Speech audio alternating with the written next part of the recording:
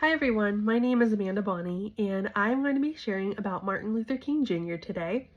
I chose Martin Luther King Jr. because I believe he's somebody who not only delivered and created narratives, but also changed narratives. I think that that is something that we've especially seen in the United States, but also throughout the entire world. And that will be shown as I read through what I have written.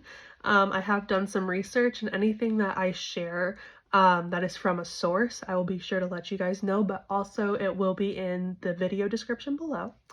So I have written something on my laptop just to help me stay on track a little bit. So I will be looking at my laptop, however, I am talking from something that I've written and also using sources.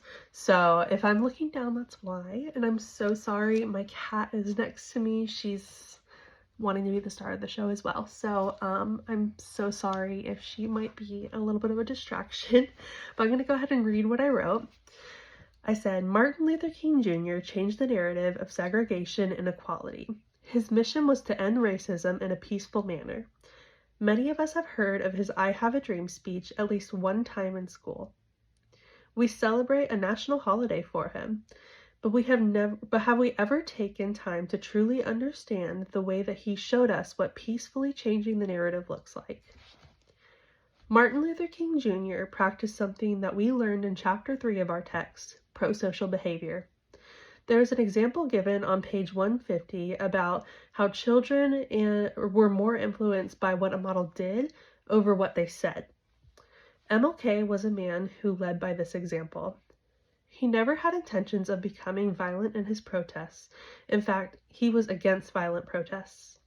He led by example and always ensured that any protests he led were peaceful ones. These protests weren't led in vain either. They were for the benefit of everyone around him. Today we see the legacy of Martin Luther King Jr.'s pro-social activism. According to an article by Vanessa McGee, MLK helped bring about the passage of the Civil Rights Act of 1964 and the Voting Rights Act of 1965. Each of these bills helped African Americans access civil rights across the country. MLK changed the narrative for African American people in the United States. Because of his boldness to stand up for civil rights many years ago, today we have seen many African people walk in a freedom that their ancestors dreamed of.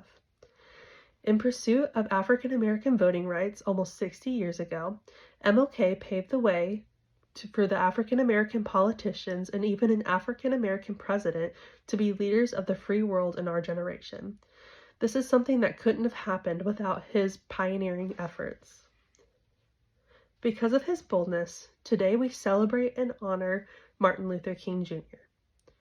According to Jennifer Gunner, there are many tributes to King that reflect the extent of his influence around the world, not just in the United States. Some of these landmarks include a 27-acre park in Paris, France, the Reverend Martin Luther King Jr. Church in Hungary, the Reverend Martin Luther King Jr. Forest in Israel, and the Martin Luther King Jr. School in Ghana, Africa. Throughout the world, there are almost 1,000 streets named after King as well.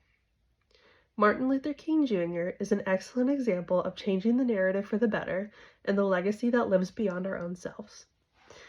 So that is what I wrote about Martin Luther King, and to just kind of give a little bit of a summary, just to wrap it up, I believe that he really, like I said, changed the narrative of how our country used to be segregated.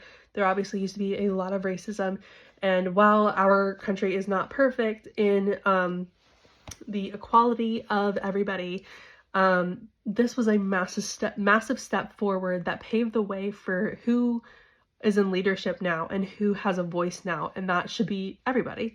And none of that could happen without Martin Luther King's boldness.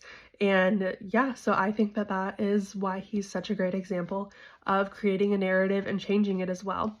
So yeah, I hope you guys enjoyed. I hope you guys have a great rest of your week and the rest of the semester. We're getting so close, guys. Have a good one. Be blessed.